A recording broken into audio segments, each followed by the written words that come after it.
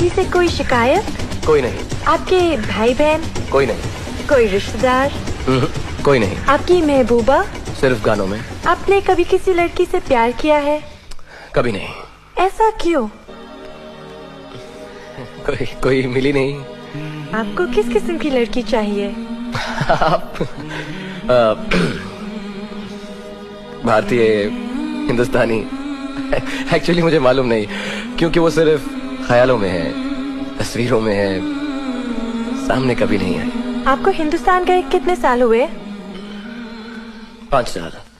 Do you miss India? Oh yes, very much. आपके future plans? Future plan तो अब बस यही है कि मथुरा में जो पिताजी का पुराना मकान है उसको तोड़वा कर वहां पर एक म्यूजिक स्कूल बनवाऊं, जहां पर गरीब बच्चे आकर म्यूजिक। अर्जुन, राजीव का फोन। Excuse me. हेलो।